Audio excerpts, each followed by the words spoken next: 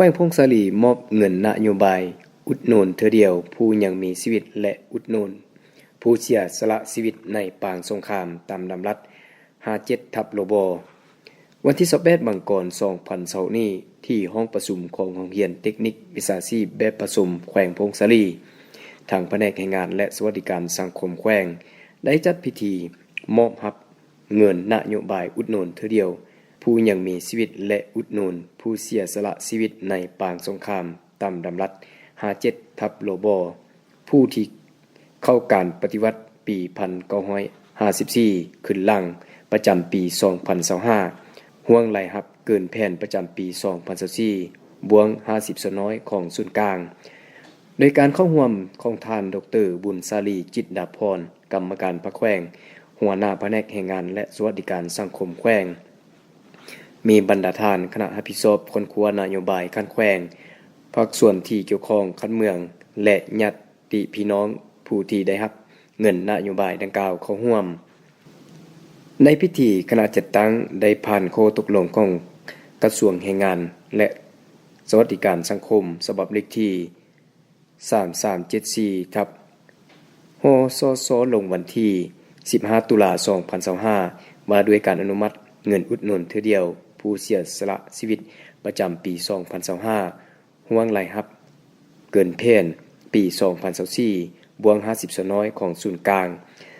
ให้แผนกแรงงานและสวัสดิการสังคมแขวงพงศาลีจำนวนทั้งหมด116ท่านหญิง4ท่านเป็นเงินทั้งหมด691,812,100 กีบผ่านข้อตกลงของกระทรวงแรงงานและสวัสดิการสังคมฉบับเลขที่3355ทับฮสสลงวันที่15ตุลา2025ว่าด้วยการอนุมัติ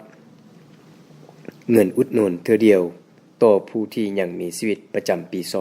2025ห่วงไหลหับเกินแผนปี2024บวง50สน้อยของศูนย์กลางให้แผนกแรงงานและสวัสดิการสังคมแขวงพงศาลีจำนวนทั้งหมด43ท่านหญิง11ท่านเป็นเงินทั้งหมด847,471,275 กีบให้เกียรติมอบเงินนโยบายดังกล่าวโดยแม่นท่านดร.บุญสาลีจิตดาพรหัวหน้าแผนกแรงงานและสวัสดิการสังคมแขวงและขึ้นรับโดยแม่นญาติพี่น้องผู้ที่ได้รับเงินนโยบายดังกล่าวตามลำดับโอกาสดังกล่าวนี้ท่านดร.บุญสาลีจิตดาพรหัวหน้าแผนกแรงงานและสวัสดิการสังคมแขวงก็ได้มีคำเห็นต่อพิธีดังกล่าวซึ่งคนอื่นท่านได้กล่าวแสดงความยิ่งใหญ่สมเสยมาอย่างคณะพิสอบขั้นแขวงที่ได้เอาใจใส่กะเกียมในการมอบเงินนโยบายในครั้งนี้